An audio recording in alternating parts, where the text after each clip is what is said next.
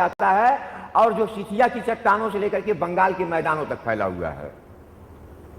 एक औरत जो माँ हो सकती है, बहन हो सकती है, बीवी हो सकती है, बेटी हो सकती है, मैं कहता तुम हट जाओ मेरे सामने से, मेरा खून कड़कड़ा रहा है, मेरा कलेजा सुलग रहा है, मेरी देह जल रही है, मेरी माँ को, मेरी बहन को, मेरी बीवी को, मेरी बेटी को मारा गया है, मेरी पुरखिनें आसमान में आर्तनाद कर रही हैं, मैं इस औरत की जली हुई लाश पर सिर पटक कर जान दे देता अगर मेरी एक बेटी न होती तो। और बेटी है कि कहती है कि पापा तुम बेवजह ही हम लड़कियों के बारे में इतने भावुक होते हैं, हम लड़कियां तो लकड़ियां होती हैं जो बड़ी होने पर चूल्हे में लगा दी जाती हैं। और ये इंसानों की बिखरी हुई हड्डियां, ये हड्डियां रोमन गुलामों की भी हो सकती हैं और बंगाल के जुलाहों की भी, या अत्याधुनिक वियतनामी, फलस्तीनी, इराकी बच्चों की भी। साम्राज्य होता है, चाहे वो रोमन साम्राज्य हो, चाहे ब्रिटिश साम्राज्य या अत्याधुनिक अमेरिकी साम्राज्य, जिसका एक ही काम होता है कि पहाड़ों पर, पठारों पर, नदी किनारे, सागर तीरे, मैदानों में इंसानों की हड्डियां बिखेर देना। जो इतिहास को 3 वाक्यों में पूरा करने का दावा पेश करता है कि हमने धरती में सरारे भर दिए, कि हमने धरती में शोले भड़का दिए, कि हमने धरती पर इंसानों की हड्डियां बिखेर दी। लेकिन मैं स्पार्टकस का वंशज, स्पार्टकस की प्रतिज्ञाओं के साथ जीता हूं कि जाओ कह दो सीने से कि हम सारी दुनिया के गुलामों को इकट्ठा करेंगे और एक दिन रोम आएंगे जरूर, लेकिन हम कहीं नहीं जाएंगे। क्योंकि ठीक इसी समय जब ये कविता मैं आपको सुना रहा हूं, लातिन अमेरिकी मजदूर महान साम्राज्य के लिए कब्र खोद रहा है और भारतीय मजदूर उसके पालतू चूहों के बिलों में पानी भर रहा है।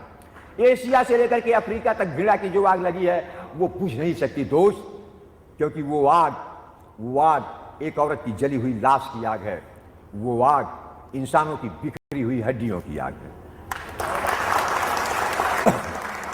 इतिहास में पहली स्त्री हत्या उसके बेटे ने अपने बाप के कहने पर की। इतिहास में पहली स्त्री हत्या उसके बेटे ने अपने बाप के कहने पर की। जमदग्नि ने कहा कि वो परशुराम, मैं तुमसे कहता हूं कि तुम अपनी मां का वध करो, और परशुराम ने कर दिया। इस तरह से पुत्र पिता का हुआ और पितृसत्ता आई, और तब पिता ने अपने पुत्रों को मारा। जहांबी ने अपने पद से कहा कि मैं तुमसे कहती हूं कि तुम मेरी संतानों को मुझ में डुबो दो, और राजा शांतनु ने अपनी संतानों को गंगा में डुबो दिया। लेकिन शांतनु जहांगीर का नहीं हुआ, क्योंकि राजा किसी का नहीं होता, लक्ष्मी किसी की नहीं होती, धर्म किसी का नहीं होता, लेकिन राजा के सब होते हैं। गाय भी, गंगा भी, गीता भी और गायत्री भी।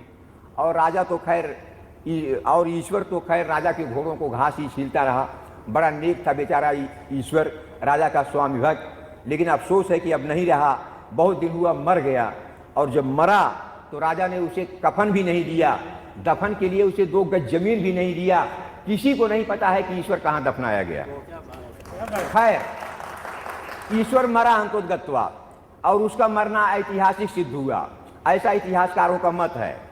इतिहासकारों का मत यह भी है कि राजा भी मरा, रानी भी मर गई और उसका बेटा भी मर गया। राजा लड़ाई में मर गया, रानी कढ़ाई में मर गई, और बेटा कहते हैं कि पढ़ाई में मर गया। लेकिन राजा का जिया हुआ धन रहा, और धन बचन हुआ और बढ़ता गया। और फिर वही बात कि हर सभ्यता के मुहाने पर एक औरत की जली हुई लाश और इंसानों की बिखरी हुई हड्डियां।